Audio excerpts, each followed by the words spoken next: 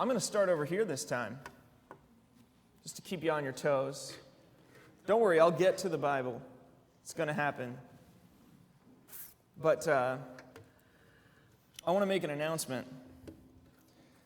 There's a new sin that has been invented recently, and I feel, as your pastor, that it's my responsibility to keep you abreast of any and all new sins in case you commit one accidentally, not knowing that it was...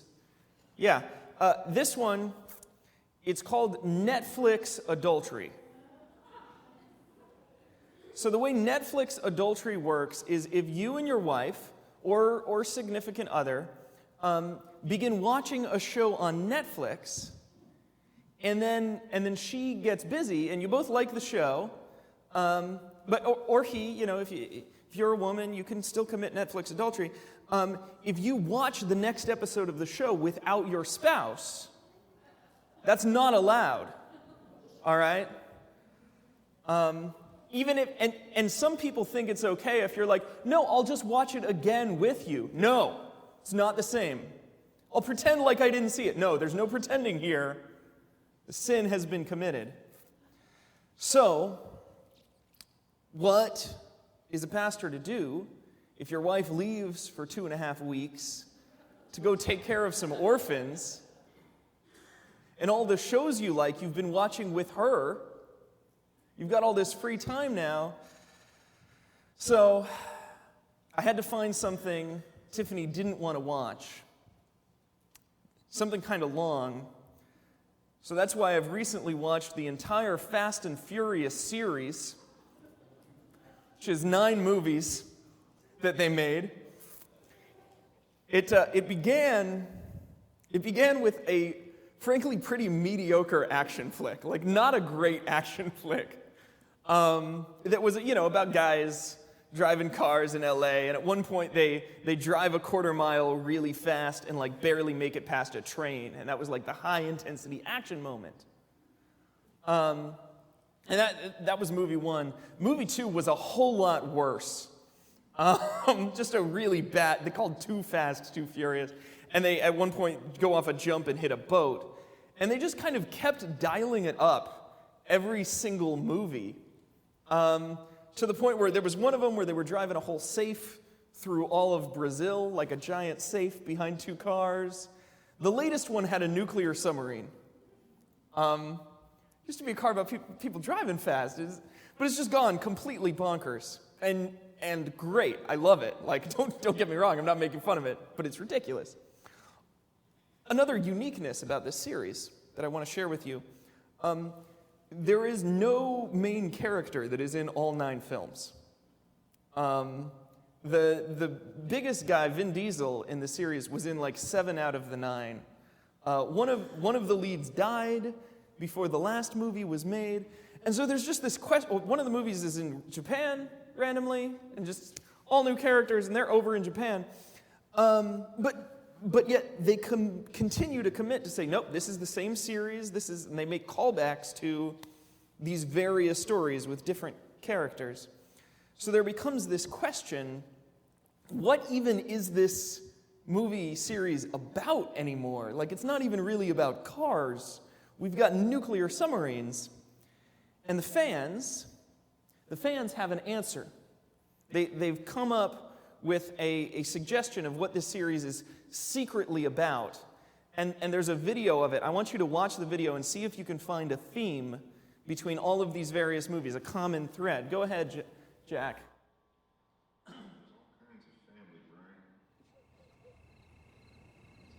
There's all kinds of family, Brian. SWAT came into my house, disrespected my whole family because somebody knocked me out. I'm so sorry that you ripped my family apart. I'm very sorry that was hard for you. Thank you, Lord, for blessing this table. And food, and family. And look where it's gotten us. Look at our family now. I already lost my family once. Family just got bigger. There's always room for family. He's right. We're family. Now, I know you guys are a family. So I'm offering you a chance right now to make that family whole again. You want to make this family whole again? You don't turn your back on family. Your code is about family. Take your crew and walk away. That's the only way you're gonna keep your family safe. Your brother never told you never threaten a man's family? This is your family. It's who you are. This is my family. Thank you for the little angel, the newest addition to our family. And now you found your family with these drift nuts. Almost killed my family. Hosting his family in the Dominican Republic. We need to stop him before he does any more damage to our family. Said he knew Han. Said Han was family. You never should have messed with a man's family. You and your family. Han was my family too. But what's real is family. Your family. I don't have friends.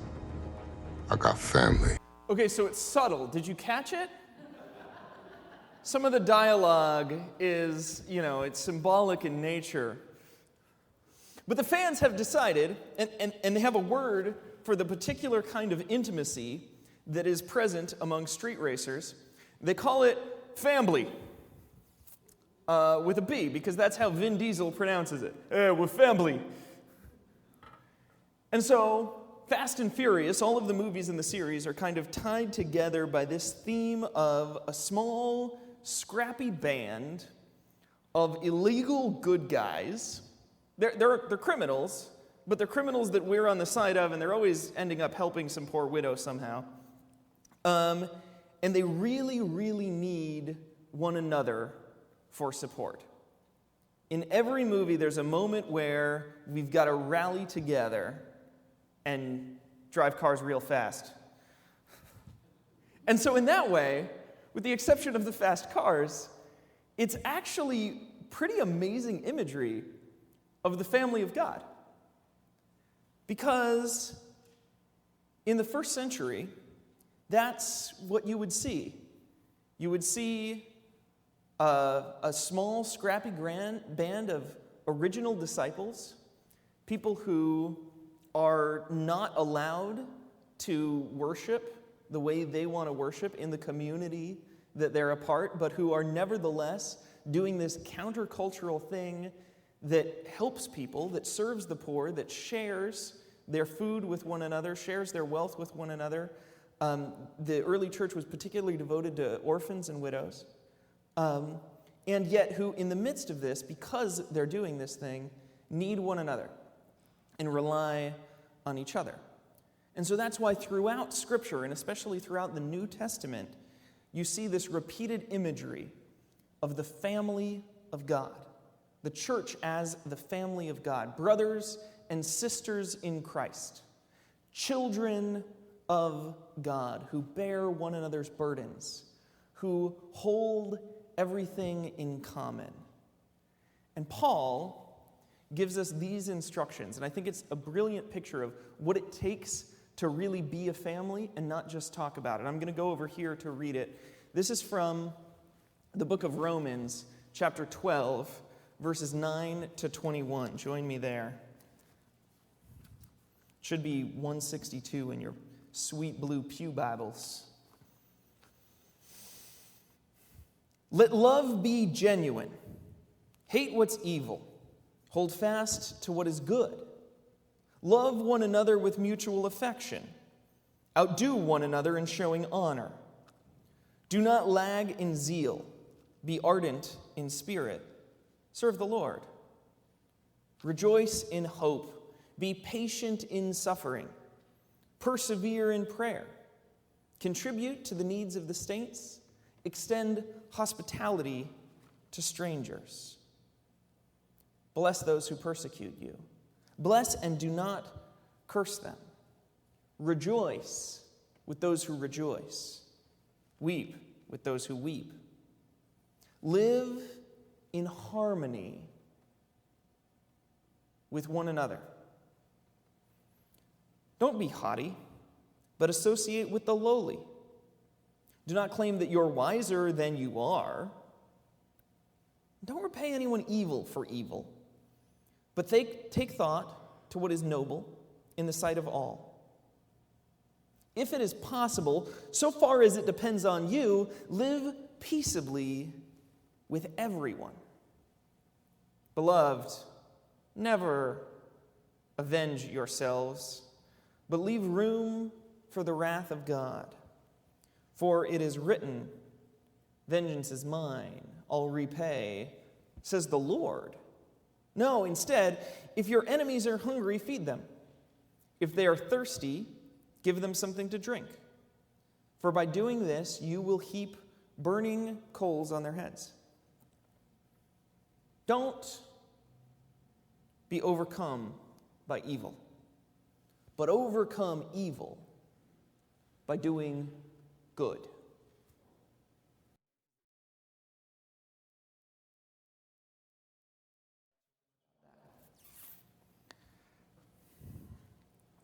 So that's the goal, right? Romans 12:9 and so on. That's the picture. In some of your Bibles, it'll have a title for that section. It'll say something like the marks of a true Christian. That's what we should be shooting for. We want that.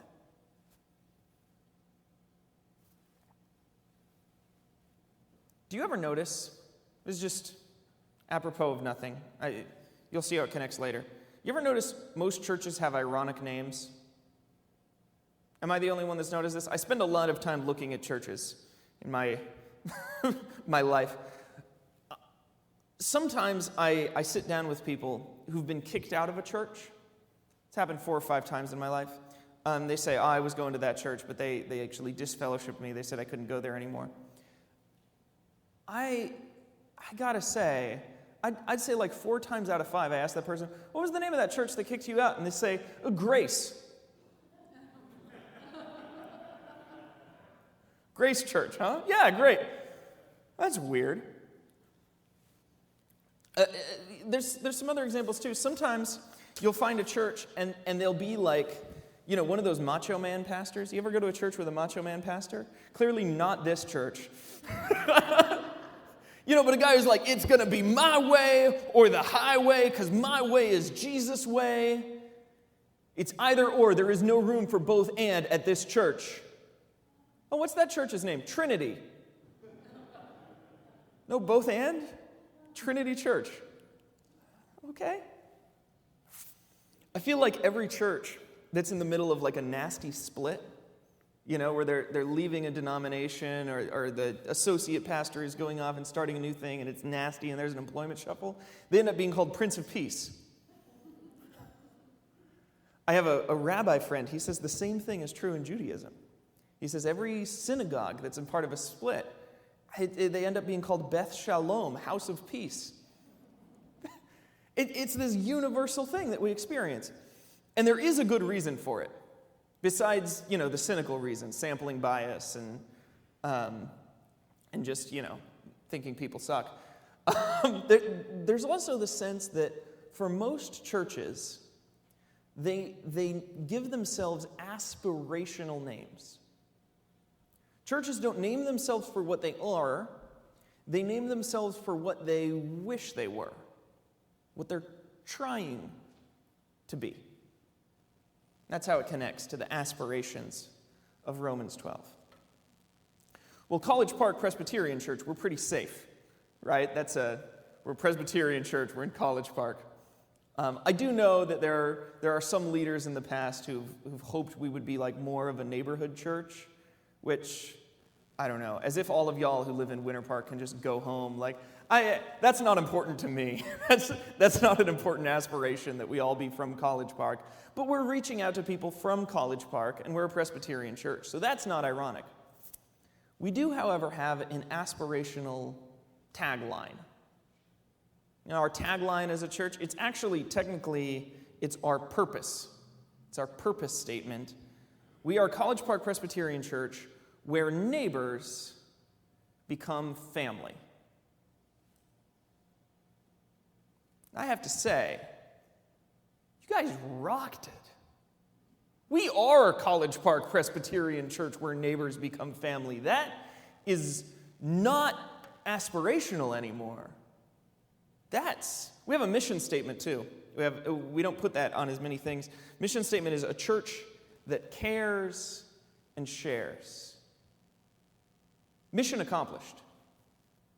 I want to tell you some stories, and I'm going to embarrass some of you. It's going to be some good stories, but this won't be the same sermon unless I name names. So I'm going to have to name names.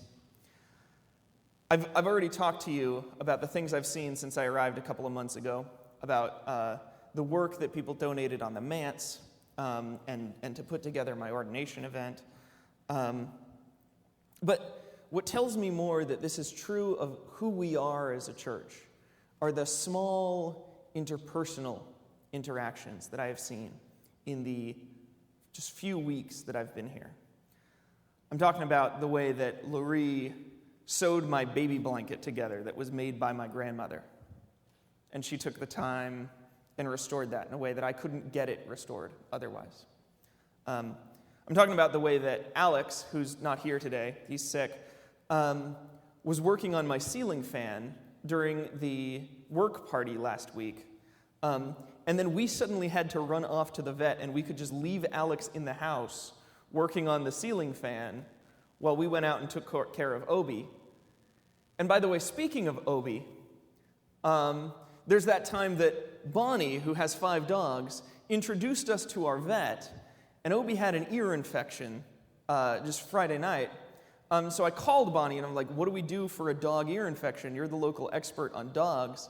And she says, well, you need to get to the vet. And I'm like, well, the vet said there was going to be a wait because we don't have an appointment. And I go to the vet, and I arrive, and I say, hey, I'm here. This is my dog, Obi. And they say, oh, Obi, I was just on the phone with Miss Keller. We'll see you right away.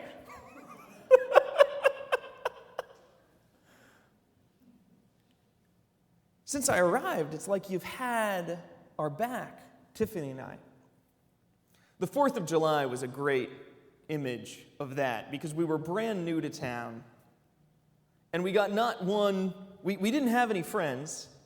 We got not one but 2 invites to 4th of July parties with people, one in the afternoon and one in the evening in the Irwin's pool, by the way, because they were out of town, so they just let us use their pool.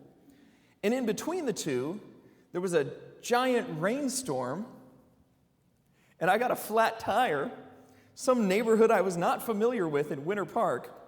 And so you have to imagine this, all right? I put on a bathing suit, because I always keep a bathing suit in my car, and I'm shirtless, and I'm like up to about my waist in water, trying to jack up this car as the waters rise on the side of a street in Winter Park with my van, and it's not working for some reason.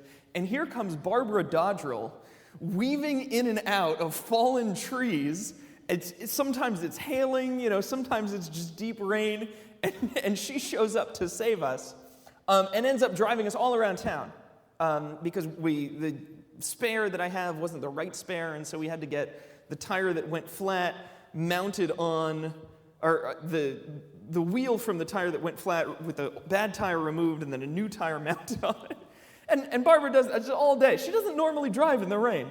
But for us, she's like, it just needed to happen.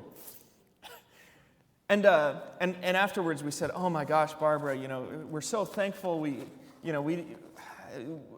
couldn't have asked you to do that. And she was offended. She said, what do you mean you wouldn't have asked me to do? What do you mean you're thankful? Of course. You're a part of our family now. Friends, this is not normal. Not every church does this. It's called Koinonia.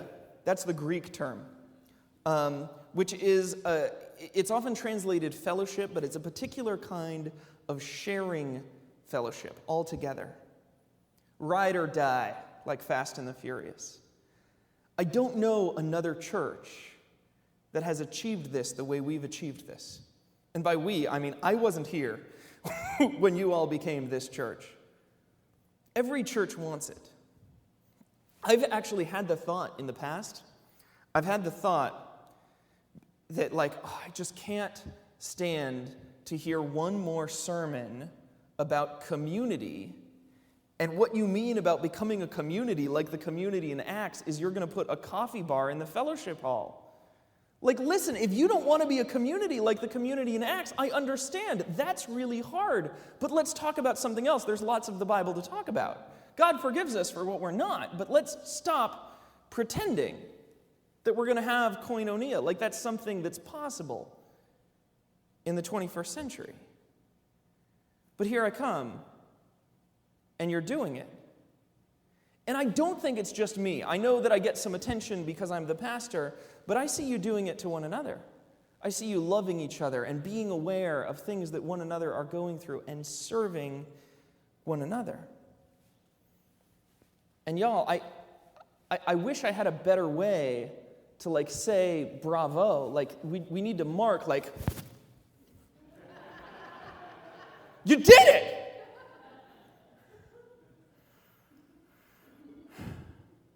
So what now? What do we do now? Are you allowed? What's the life application for this sermon of yours, Ryan? Other than vacuum up the confetti. I'll vacuum the confetti. It'll be okay. I know we got Russians coming.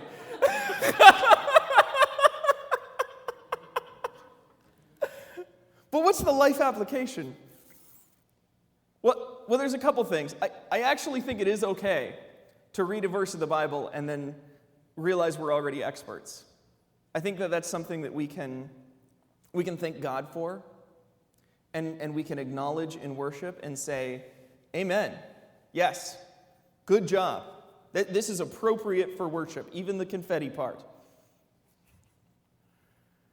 I think there's a second thing that has to do with life application, and that's going forward as a church, we should focus on our strengths.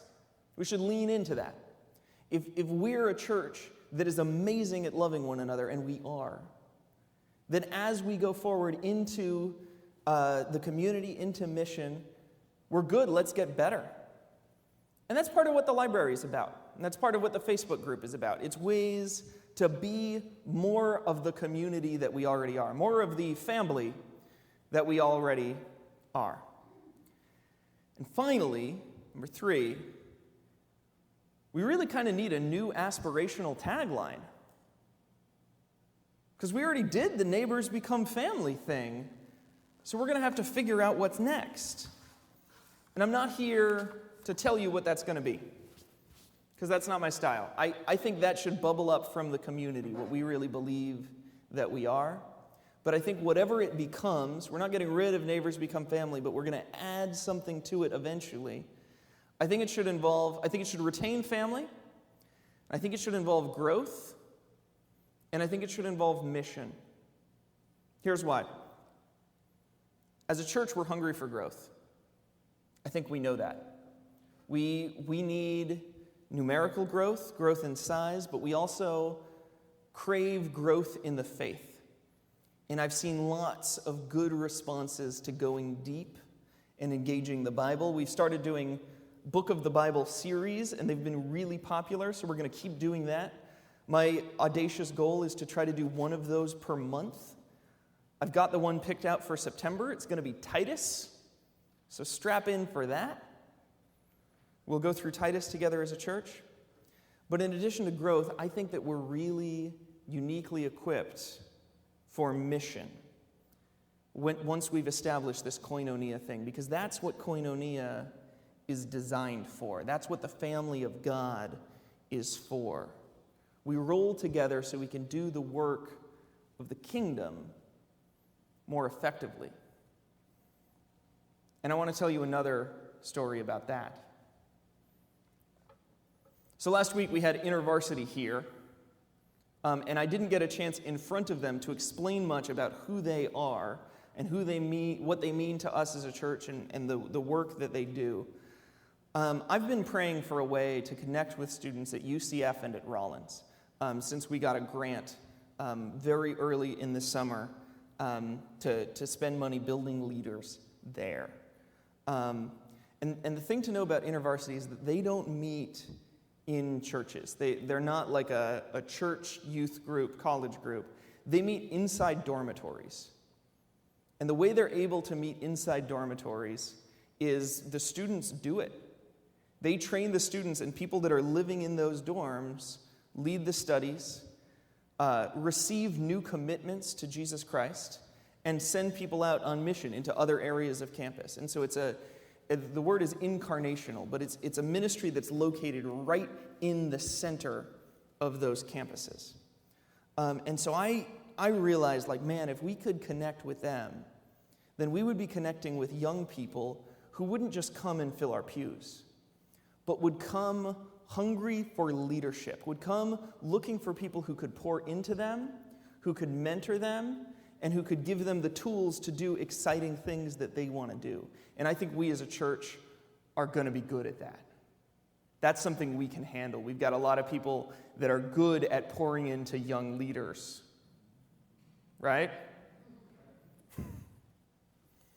So I got a text last Thursday night. I was talking to Danny about Charlottesville because that complicates things for him. I mean, his Holy Week is the first week of school. That's the busiest week as an intervarsity staff, just like Holy Week is for me, just like VBS week is for Sarah. And to do that right on the heels of a big riot on a college campus, it's just amazingly complicated. I asked, is there any way we can help? And he said, I need a space. I need a space this Sunday. I said, Sunday morning, huh? But you made it happen. I made 2 calls. My first call was to Jim to figure out, all right, what space can we get them? My second call was to Laurel to figure out, okay, how do we make this work with our polity? Because we have rules that we follow, but we want to make this happen. And we made it happen. And without instruction, most of you came to church and welcomed them like family. So much so that they wanted to come and stay for the fellowship hour that they were not planning on. And we connected with them, and we loved them, and I think we'll see some of them back. And I did not think we would. That wasn't the immediate part of the plan. We're just trying to build relationships. But after that happened, I went and I followed up. And I got with Danny again, and I spent the end of the meeting with those leaders, and I said, is there anything else we can do? And Danny said, well, now that you mention it, we're going to have a barbecue on Friday, and it's, we're going to meet all the new freshmen, we're going to give them these contact cards, and then we're going to invite them all to come to get free food, because college students love free food, and so all of the freshmen, and we don't have a grill. We need a grill and maybe a couple volunteers to run the grill this coming Friday night. And I had 2 thoughts. My first thought was, Danny, you're killing me. Why did you not say that before Sunday morning? Could have made an announcement. And my second thought was, we do have a grill. How can I say yes to this? What do I have to do in order to say yes to this? Because follow-up is extremely important. The ability to do 2 things for an organization within a week. It's possible to be the church that helped once, or even to be the church that helps once a year. It's another thing to become the go-to church. And I'd like to see us become the go-to church. So how can I say yes to this? And I called Jim again. I'm getting to know Jim pretty good. Thursday mornings, man. And I ask about the grill. What's the situation on the grill? The wheels are broken on the grill. How do I tow it? I got to call Robert Dodgerel. He's the grill master. He knows everything about our grills. We can't move the big grill, but we can get the smaller grill to work. So I anticipate problems with Robert. I know what's not going to work. Then we go to Costco, Danny and I, run into Kay there. Kay becomes my contact person for the trays, right? Because we need trays to serve the burgers on, and she knows her way around the kitchen. I don't. So she sends me to the trays. I say, Kay, do you happen to have a cooler for the drinks? You know what she says? Yes, I do, but I'm not home right now. I'm at Barbara's, and Barbara has a cooler. Do you hear, the echoes of yeses that I'm getting? Yeah, I'm behind you. Yeah, we can loop this person in. They'll be behind you. I loaded up the grill into my van, and it was really, really dirty. And so I'm cleaning it, in the kiddie pool, which, by the way, Barbara and Laurel got us for our dog because he's afraid of the water. And I'm cleaning this grill, and who comes to see this sight but Chris Stua, who says, "Oh, I've got a wire brush. Is there anything else I can get you? In fact, you know what? Why don't you just take my grill?" So he helps me to fix the grill that's at the church, and he loads up his own grill like the Samaritan who puts me on his own donkey. And by Friday afternoon, I am driving. There's a game of Farkle going on, praying against the rain, as these people are meeting outside as the rain is coming, and I'm driving a full van full of stuff that is not mine to a group that I just met the same time you did last week in Sunday service. But that's not even the climax of the situation. What makes this whole thing so crazy, I actually had plans Friday night. I really wanted to say yes, but I had a bunch of non-Christians coming to my house for a potluck, and I needed to leave. So to the rescue comes Aaron Penfield, who shows up to take over the grill just as it starts to pour rain, and offers not a word of complaint as he finishes with the barbecue so I can go show up to the potluck, and stashes the grills in the bushes for me to pick up later because they won't fit in his car. Both events went well, by the way. They were both successes. They got about 60 freshmen to come to the barbecue. We had about 20 people at our home. Obi's ears also are doing better. If you were concerned about that, we got some drops for him. I don't want you to misunderstand this story. This could easily be heard as a story about Ryan's crazy life. But that's not what this story is about. My life is always crazy. I'm one of those crazy Jesus people that's always doing crazy Jesus things. That's not important. That's not even particularly interesting. That's been going on for at least a decade. What this story is about is that I have never in my life had backup like this. Not at the huge rich church, not on InterVarsity staff, not as a free agent in Texas. Never have I had people supporting me, people saying yes to me, people saying no to me, people who are ready to work alongside me and make something happen. I could never have said yes to this without knowing who you were as a church family. I don't own a grill, but I knew I could get two, even without a Sunday morning announcement. I felt like I could call in an airstrike at any moment, like I had support from above, and this with no committees, no funding, no votes, no announcements, just family. People who have each other's back. And since there were no sacraments involved, since no knowledge of Greek or Hebrew was required, since not once during the barbecue did anybody ask to check my qualifications with the CPE, Aaron, did they ask you? I don't think they did. Then that means it didn't have to be me. It could have been any one of you, and it is, and it has been, and it will be again.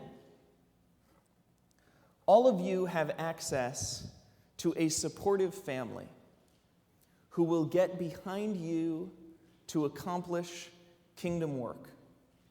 So if there's something you want to accomplish, you probably can, because we're here for you. And we all have the opportunity, all of us together, to be that supportive family for each other. Not just because a tight-knit community is nice, and it's good to have people that, to know and be known, but also because it facilitates God's transformative work in the world. We're changing the world to make it more like the kingdom of heaven. And by being this family that we are, it makes it more possible. So Bonnie, you have great ideas. You're enthusiastic, and I love it. We're not going to do the work for you on those ideas, but we're behind you. And if you do them, you've got backup. Aaron, hiding back there. You've got the skills to pay the bills, Aaron. They are paying the bills. They're paying about 3 different bills right now with your music stuff. I want you to know that if you want to try something, if you want to do something musical that I can't do because I'm not musically gifted, you've got backup. John,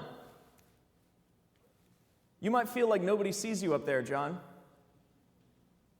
You might be wanting to see John right now.